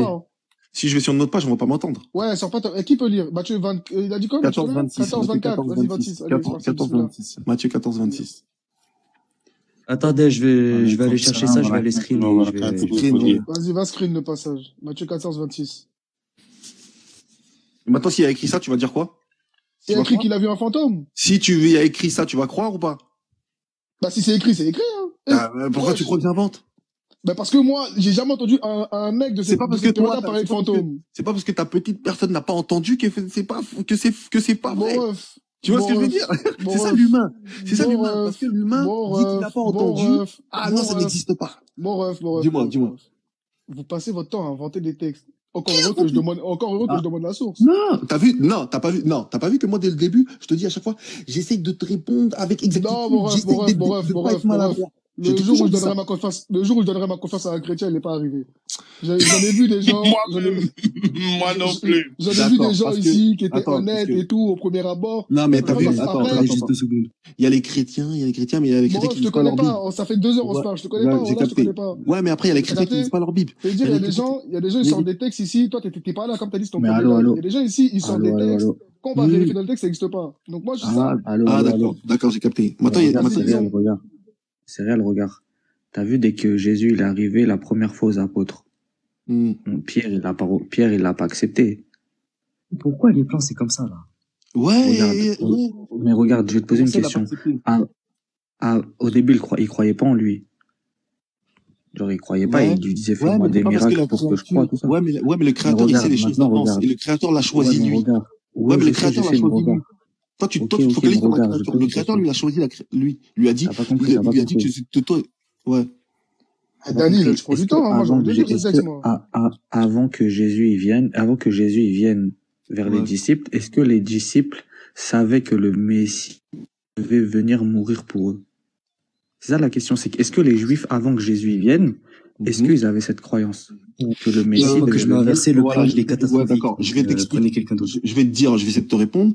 Et normalement, oui, mais après, comme c'était très écrit de manière presque un peu trop peut-être symbolique, que voilà, fallait comprendre les textes. Mais ils savaient que oui, ils savaient que le Christ allait venir. Ils savaient que maintenant. Il savait mourir, je te parle de mourir pour leur péché. Je te parle de venir mourir. Ça, il y a des textes qui disent dans l'Ancien, il me semble, il y a des textes qui disent, mais après, faut comprendre parce que quand Jésus, il est là sur place, il leur explique la chose. Les chrétiens, ils disent que tous les apôtres étaient au courant, que tout le monde savait tout ça. Mais t'es d'accord que toi, étant honnête, quand tu lis les textes, tu vois que c'est faux. Quand tu dis les chrétiens dosent, t'as vu, moi je t'explique. Si je parle avec un chrétien, je lui dis, est-ce que dans l'Ancien Testament, il y a marqué que Jésus devait venir mourir, il va dire, oui, Ésaïe 59, le serviteur souffrant, c'est Jésus, les apôtres, ils connaissaient Ésaïe. Donc, eux, ils disent non. D'accord. Le texte d'Ésaïe, tu vois. D'accord. Ésaïe, le prophète, les apôtres, là, quand ils étaient à la synagogue, ils apprenaient la Torah. C'est-à-dire qu'ils apprenaient le texte d'Ésaïe où il y a marqué que le Messie doit venir mourir. Donc, comment le Messie, il vient, il meurt, et il bug. Mais c'est ce que je viens de t'expliquer. C'est la foi qui naît entre, comme je le répète, la foi, c'est pas comme ça. Comme Jésus dit, gens de peu de foi. Il leur tout dit tout le temps, gens de peu de foi. Il fait des miracles devant les gens. Il y a des gens même, ils voient des miracles, ils ne croyaient pas. Pourtant, ils ont vu des miracles. Mais quand il dit gens de peu de foi, est-ce que Jésus, il peut avoir peu de foi? Non, mais c'est Jésus qui le dit. Tu me racontes, là. Ouais, c'est Jésus qui dit quoi? Il dit aux apôtres, il dit quoi? Il dit, vous avez peu de foi parce que vous avez peur de mourir. Mais lui-même, il a eu peur de mourir sur la croix. Donc, est-ce qu'on peut dire qu'il a peu de foi? Faut pas prendre tout au sens littéral. Non. T'as vu, en allant, lui, à la croix, il a accompli ce qu'il devait accomplir. Maintenant, comme il a été fait de chair, il voulait pas. T'es d'accord que lui, il voulait pas, lui.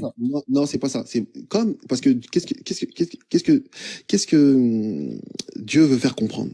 En étant venu en chair. C'est pour... Ah ouais, j'ai lu, c'est vrai, c'est écrit, ils ont cru que c'était un fantôme, ils ont pas reconnu Jésus. Mais là, ils ont pas reconnu Jésus. Ils ont flippé. C'est pas pareil. En fait, là, c'est la première fois. La peur est contraire à la foi. Mais là, c'est pas pareil, du coup. Non, ça, c'est quand Pierre, il est sur la barque, là. Après, il marche sur l'eau avec lui, tout ça. Je crois que c'est ce passage. C'est pas pareil, ouais. Mais moi, je savais pas, il disait quoi. Même moi, je savais pas qu'il disait ça, ouais. Ils ont eu peur, frère. Ils ont eu peur, voilà. La peur, c'est contraire à la foi. Donc, le Jésus qu'ils connaissent, ils le voient marcher sur l'eau. Attends. La peur, c'est contraire à la foi? Quand la peur, c'est quoi? Tu peux répéter une troisième fois, s'il te plaît? Attends. Vas-y. Tu t'alarmes, je vais dire. Si, j'essaie d'être précis dans mes trucs. Ouais, sois plus précis, parce que là, je l'ai allumé, là. Si, par exemple, ils auraient, si à ce moment-là, ils avaient grave la foi, ils auraient pas eu peur. Voilà, c'est ça que je veux dire. Ah, d'accord, ok. Voilà, du tout simplement. Et il y a bien mentionné la peur. Du coup, est-ce que Dieu peut manquer de foi? Lui, il veut, je vais te répondre. Vas-y, réponds-moi. Quand Dieu s'est fait chair, il veut incarner et prendre exactement les souffrances humaines. Il veut pas venir en bas. Attends, écoute. Il veut pas venir. C'est trop facile. Il veut pas venir. Donc il a eu peur. Attends, écoute. Attends, mais c'est ça. Tu veux faire un réseau. Tu veux faire tout un développement pour me dire que oui, Dieu a eu peur dans cette forme-là. Non, parce que tu poses cette question, parce que tu nous poses cette question parce que tu comprends pas ce que je vais te faire comprendre. Si, je sais exactement. Vous dites tous la même chose, hein. C'est pas un nouveau discours que tu vas m'inventer, là. Non, regarde. Oui, dans sa chair, il a voulu expérimenter toute la nature humaine dans sa totalité. Donc, du coup, il a ressenti ce que les humains ressentent pour éprouver leurs sentiments. Voilà, donc Dieu a eu peur. Oui ou pas? Oui ou non? Non, il s'attendait pas à ce que tu connaisses trop, là. Dis-le. Il y a écrit qu'il avait peur. Dieu a eu peur ou pas? Il a écrit ça ou pas? Mon gars, pourquoi tu... Mon gars, maintenant si je te montre qu'il a eu peur, on fait comment? Ok, d'accord. Si, il a eu peur. On te décrit qu'il avait des... Dieu, il a tellement eu peur qu'il avait des sueurs de sanglots, des sueurs de sang. Tellement il a eu peur. Mais c'est parce que c'est humain, c'est pour... Non, quel humain transpire du sang? Quel humain transpire du sang? C'est pas une peur. C'est pas une peur classique, là. Écoute, Dieu a tellement eu peur. Regarde. Dieu a tellement eu peur qu'il a prié Dieu. Donc, t'es en train de me dire que Dieu a tellement eu peur qu'il a prié Dieu, c'est ça? Attends, écoute. T'as vu? T'as vu à ce moment-là? Jésus, il sait tout par où il va passer. Si là, demain, on te dit là. Si demain, on te dit, demain, à Ris-Orangis, tu passes, on va te tirer dessus, mais la balle, elle va te frôler. Et qu'après, tu vas à Évry, la balle, elle va te toucher l'épaule. Tu vas y aller sans peur? Mais si je suis Dieu, ouais. Si je suis Dieu, ouais. Ben non, parce que c'est sa mission. Regarde, je te donne un exemple. Quand Dieu, il a dit, regarde. C'est humain d'avoir la peur. Quand Dieu, il a dit à Abraham de sacrifier son fils. Est-ce qu'Abraham, il a eu peur de tuer son propre enfant de ses propres mains? Non, il a pas bégayé, il est parti sur la montagne, il a l'égorgé. Jésus, ton Dieu le plus fort de la Bible, il a peur. Non, parce que il a pas pareil. Il a eu tellement peur qu'il a oublié que lui-même il était Dieu et il allait prier. Non, c'est pas ça. Non, c'est pas ça. Attention. Après, regarde. Après, je vais prendre un symbole parce que il est certes écrit qu'il a eu peur, mais peut-être un pasteur va mieux expliquer parce que quand il y a écrit que Jésus pleura, il y a des explications quand il écrit Jésus pleura. C'est pas parce que on te dit qu'il a là. On te dit même qu'il a là invoquer et prier le seul qui pouvait le sauver. Le seul qui pouvait le sauver de la mort. Donc c'est pas lui-même qui peut se sauver de la mort. C'est qui d'autre? Mais regarde, t'as pas compris. Quand il vient en chair, il se dépouille Non mais Nino, il raconte des conneries, Nino. Est-ce que tu peux lui lire d'abord, avant de lui lire Hébreux chapitre 5 verset 7, est-ce que tu peux lui lire d'abord Jean chapitre 11 verset 43? Il y a une subtilité là-bas. Puis tu lui lis après ça Hébreux 5, c'est ton point. Écoute, regarde, je vais essayer d'imager. Moi, je suis un roi. J'ai tout mon attirail, mon costume, mon arme, mon épée, nanani, nanana. Maintenant, j'enlève tout ça. je viens tout comme dépouiller de ça. Donc, d'accord. J'ai plus mon âme, d'accord. Regarde, du coup, vu qu'il vient dépouiller, il n'a pas toute la plénitude de Dieu en lui, du coup. Il a cette part d'humanité. Regarde, écoute ma question. Ouais. Vu qu'il s'est dépouillé de sa gloire, comme tu dis, il n'a pas en lui toute la plénitude de Dieu, vu qu'il est à moitié, il est amoindri. Je vais dire entre guillemets. Ne te blesse pas, Mourad, ne te blesse pas. Comme je dis, je sais pas tout, mais je vais dire, on va dire ça. Oui. On va dire ça, mais il y a un verset qui contredit ça, du coup. Il y a un verset qui te dit qu'en lui était toute la plénitude de Dieu. Ça veut dire qu'il était pleinement Dieu. S'il est pleinement Dieu, il s'est dépouillé de quoi, finalement? Il s'est dépouillé de quoi? Il s'est dépouillé de il a écrit de sa gloire. C'est-à-dire s'il est pleinement, regarde, être pleinement. Non pas amoindri, non pas à moitié, non, il est pleinement. Oui, mais en lui, là. Oui, en lui réside toute la plénitude de Dieu. Maintenant, selon vous, oui, mais maintenant, d'un coup, il s'est dépouillé, d'un coup, il est plein. Faut savoir. Soit il est dépouillé, soit il est plein. Non, mais maintenant, attends. Quand il parle de plénitude, faut savoir maintenant de quel sens il veut dire. Ça, je peux pas trop expliquer. Dans quel sens il veut dire? Dis-moi, je t'écoute. Je te dis que je peux pas trop expliquer. Ah, tu peux pas trop me dire? Je peux pas trop expliquer. Parce que là-bas aussi, je t'attendais, hein, tu sais. Non, je connais pas tout. Je connais pas tout. Donc, mais, comment dire? Mais du coup, regarde, je reprends ton exemple.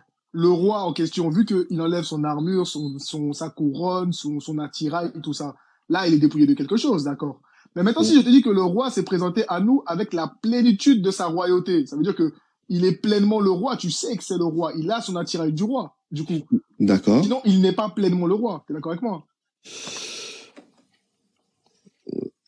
Oui, t'as envie de dire oui, ton cœur dit oui, mais ton esprit dit, si dit oui, c'est chaud. Non, redis-moi la question, Regarde, tu m'as donné un exemple avec le roi. D'accord? Tu m'as dit le roi, quand il se dépouille, du coup, il enlève son attirail, il enlève sa couronne, il vient, on ne sait pas que c'est lui et il est dépouillé de quelque chose, tu vois, donc on ne peut pas le reconnaître. T'es d'accord avec moi? Il n'a pas tout ce qui le compose. Maintenant, si je dis que le roi vient pleinement à nous, si le roi est le roi là, il est pleinement lui, ça veut dire que tu vas le reconnaître, le roi, tu vas savoir, il a son attirail, il a son armure, il a sa couronne, il a tout ce qui fait de lui un roi, vu que c'est pleinement en lui devant nous. Comment te dire? Ouais, je vois ce que tu veux dire, mais quand il dit ça, comment te dire? En fait, il se contredit. Il se dit et il dédie. Non, c'est pas. C'est une contradiction formelle. Non, parce que c'est beaucoup de sens et de symbolisme et de choses. Mais ça, je suis d'accord. Mais tu peux pas me dire qu'une chose est à la fois dépouillée de quelque chose, mais en même temps plein de cette chose. C'est pas logique. En tout cas. C'est pas cohérent. C'est comme si je te donne un verre. Je te dis, tiens, je te donne un verre à moitié vide. Ok. Maintenant, je te dis que finalement, ce verre n'est pas à moitié vide, mais il est plein. Est-ce que ça a le même symbolisme? Est-ce que c'est le même verre qui est devant toi? Pourquoi je dirais que quand il parle de la plénitude, il reste Dieu, il reste pleinement Dieu.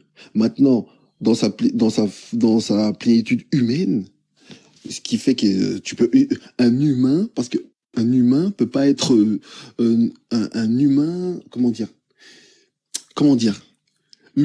il peut pas, on peut pas voir l'éclat de la puissance de Dieu au ciel, comme ça, sur l'humain, à l'œil nu. Donc ça a été enlevé. Tu vois ce que je veux dire? De ça, il s'est dépouillé. De ça, c'est toi, quand il dit la gloire, c'est quelque chose qui frappe. Tu peux pas voir. D'accord. Mais il y a encore un autre problème avec la gloire, il y a encore un autre problème. Parce que Jésus, dans Jean 17, il te dit, redonne-moi la gloire que tu m'as donnée avant que le monde fût. Et après, il dit, je leur ai donné la gloire que tu m'as donnée. Est-ce que ça fait du coup, à ce moment-là, des apôtres de Dieu? Vu qu'ils ont, regarde, Jésus a reçu une gloire de Dieu. Il y a des gloires dans certaines Jésus donne cette même gloire aux apôtres. Et Jésus dit aux apôtres, vous ferez de plus grandes œuvres que moi. Ça veut dire que, comment tu veux me dire que des hommes feront de plus grandes œuvres que Dieu? Mais quand ils vont faire ces œuvres, comment tu peux me l'expliquer? Quand ils vont faire ces œuvres, ils vont les faire par la puissance de Dieu, qu'il le dit lui-même. Si Dieu veut que ces hommes qu'il a choisis fassent des plus grandes œuvres que lui, il a pas dit vous allez créer la terre, une nouvelle terre ou une Saturne. Non, il parle pas de ça. Il parle d'œuvres de foi, d'œuvres de. Mais comment des hommes peuvent comment des hommes peuvent faire de plus grandes œuvres de foi que Dieu? Je comprends pas. Eh ben, si Dieu te donne la puissance pour le faire, tu le fais. Mais la puissance que tu as là, regarde, ben justement, regarde. Si Dieu te donne la puissance, t'as vu quand Dieu donne, ouais. Tu vois, Dieu te donne une puissance, mais tu n'es pas Dieu. Non. Est-ce que quelqu'un a donné la puissance à Dieu? Est-ce que quelqu'un a donné la puissance à Dieu? Ouais. Est-ce que Dieu a une seule fois reçu la puissance de quelqu'un? Bah non, c'est Dieu. D'accord. Maintenant, Jésus, il dit, tout pouvoir m'a été donné dans les cieux et sur la terre. Qui lui a donné le pouvoir? C'est Dieu lui-même. Mais du coup, si Jésus reçoit... C'est pour nous enseigner ça en même temps. Non, mais si, c'est vrai. Non, mais c'est la vérité, ça. Quand il dit, on lui a donné. Mais du coup, si on lui a donné et qu'il reçoit, c'est-à-dire qu'il n'a pas ça de toute éternité. Si, bah, c'est écrit qu'il a. À partir de quel moment on lui a donné? Parce que quand il est mort, quand il a fait le sacrifice, ouais. Déjà,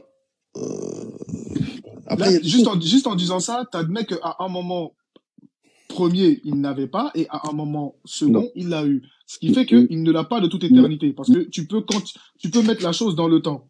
C'est ça, c'est un très gros problème. Ça ne peut pas être Dieu. Dieu ne reçoit rien de personne. Dieu a déjà tout. C'est-à-dire que Dieu, même si, admettons que votre théorie de l'incarnation était vraie, Dieu, même dans une incarnation quelconque, en fait, aurait tout. Tu vois. Il serait quand même Dieu. Sauf que, on se rend compte que votre pseudo-incarnation, finalement, reçoit des choses de quelqu'un d'autre, n'a pas toute, est obligé de prier pour certaines choses, dit que quelqu'un d'autre l'exauce. À ce moment-là, ça pose beaucoup de problèmes, parce que l'incarnation, ce n'est pas cette définition-là. Que vous me disiez, oui, d'accord, Jésus était une manifestation, du coup, c'était pas Dieu, mais Dieu est passé à travers lui pour agir. Oui, d'accord, il n'y a pas de problème. Ok, Dieu l'a fait à travers des prophètes, à travers des buissons, à travers ci, à travers ça. Il n'y a aucun problème. Mais quand vous parlez d'incarnation, il y a un très gros problème. Parce que l'incarnation, ça englobe énormément de choses. Énormément. Et vous pouvez pas prendre une partie de l'incarnation et dire non, mais on refuse toute l'autre. Parce que le terme même s'incarner, ça représente cette chose, toute la globalité. Ça veut dire que l'esprit, que vous dites qu'il est dans le ciel, mais pas vraiment fait sur la terre et tout, ben non, l'esprit qui s'incarne est pleinement dans le corps. Donc quand le corps meurt, l'esprit également meurt avec ce corps-là. Tu vois? Et ça pose problème. Ensuite, moi j'avais une autre question, moi, puisque le sujet il a duré assez longtemps, je trouve. T'as vu dans l'un des textes, là, faut que je te retrouve lequel exactement, Jésus dit à un brigand, ce soir, toi et moi, on va dîner au paradis.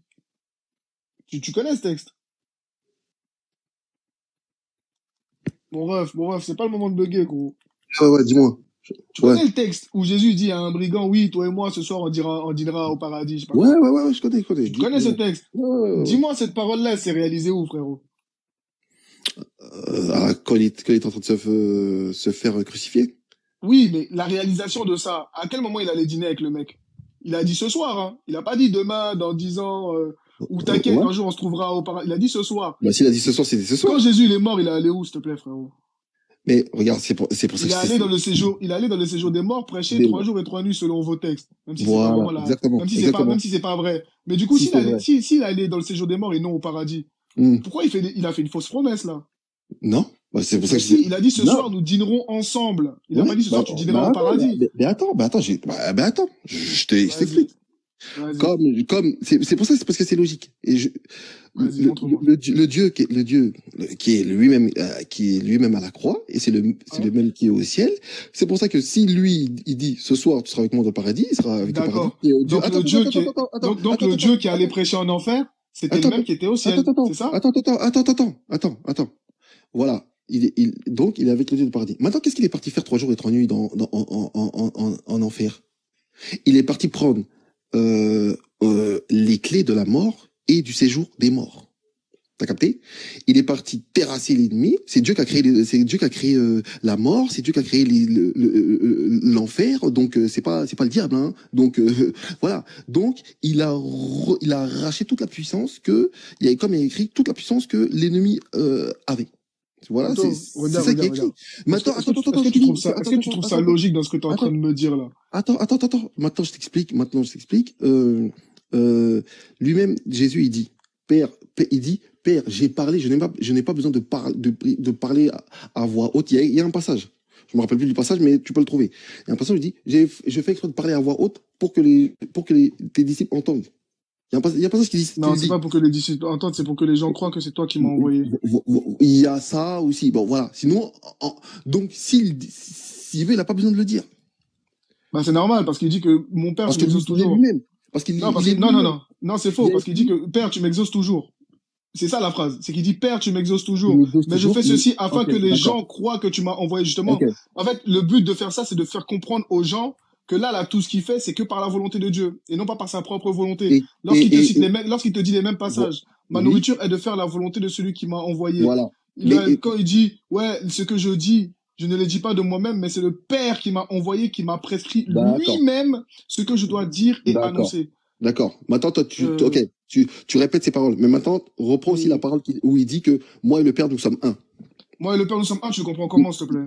Il le dit, moi et le Père, nous sommes un. La même personne. C'est littéral ou parabolique? Dis-moi. La même personne. C'est une réalité. C'est la même personne. Moi, du coup, quand tu tues Jésus, tu tues Dieu.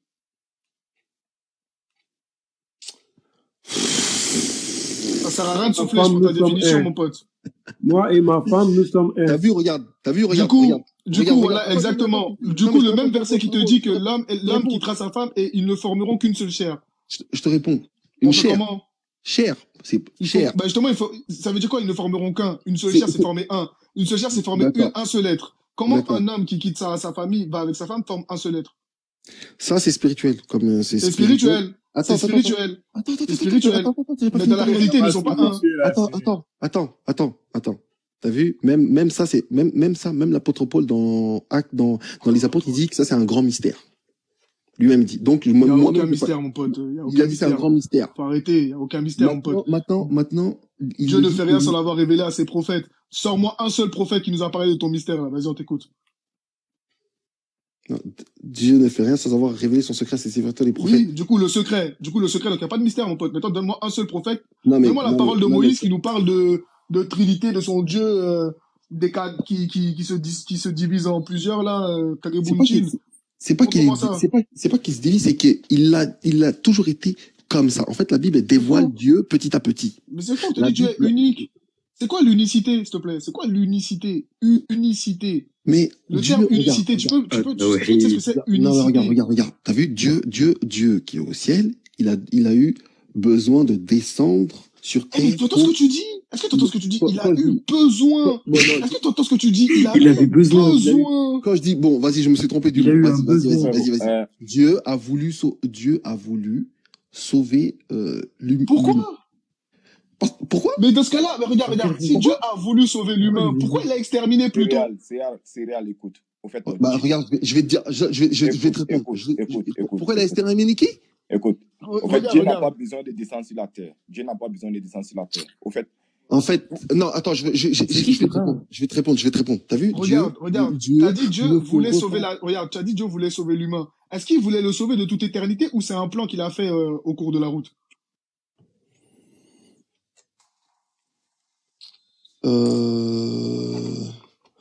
Si c'est genre il a improvisé, c'est ça que tu veux dire? Ouais. Est-ce que c'était son plan dès le début ou c'est arrivé comme ça en cours de route, c'est dit vas-y, j'ai envoyé mon message, c'est bon, il me faut. Dieu, sachant, sachant que Dieu, c'est Dieu et qui sait tout et que c'est lui le créateur. Ouais. C'est pour nous enseigner ces choses qu'il a fait et que c'était prévu. Dieu, c'était prévu. Mais Dieu n'a pas prévu. Regarde. Maintenant, regarde, vu que c'était prévu. Mais attends, tu me laisses pas répondre pleinement. Non, parce que moi, je vais vite, j'avance vite. Oui, mais attends, parce que regarde, vu que c'était prévu. Rapidement, je finis. Comment dire? Dieu, il se repent pas de ce qu'il a créé. Si. Attention, non, attention. Oui, non, bon, quand je me suis encore mal m'exprimer, c'est pour ça. Non, mais parce que le terme que tu as utilisé, c'est exactement ce que Dieu a fait. C'est vraiment exactement ce que Dieu a fait. Oui, attends, ce que je vais dire, attends, comment dire ça? C'est pour dire, regarde, c'est pour dire. Quand il se repent pas, mais il se repent. C'est-à-dire, attends, il se repent ou il se repent pas? Attends, non, je te dis, il y a deux choses. Il y a deux choses. Il y a il se repent pas et il y a il se repent. C'est-à-dire, je vais essayer de bien expliquer. Même le diable, il l'a pas détruit, il va le mettre en enfer. Il l'a mis en enfer. Il n'a pas en enfer, le diable, s'il est sur terre. Il n'a pas fait disparaître le diable. On est d'accord. D'ailleurs, ça, c'est une incohérence terrible, hein, de dire que le diable et ses démons ont été chassés au plus profond des abysses, mais pourtant ils sont sur terre. Mais bon, ça, c'est pas grave, on continue. Bon, ça, c'est un autre sujet. C'est-à-dire, quand Dieu dit oui, je me repens, il a mis le déluge, nanani, ouais, nanani. Mais, ok, c'est les corps, tout ça, qui vont être morts. Mais les âmes, elles existent toujours. Non, mais ça, on sait que l'âme est immortelle. Voilà. Ça, tout le monde le sait, il n'y a pas de problème. Donc, voilà. Maintenant, regarde. Attends. Pourquoi elle est immortelle? Voilà, pourquoi elle est immortelle? Parce que Dieu, là, c'est là que je veux dire que le mot est bien passé. Dieu ne se repent pas. Sinon, s'il veut, il enlève l'immortalité de cette âme. Ben non. Non, en fait, là, regarde. Là, ton explication, elle a rien à voir. Regarde, elle a rien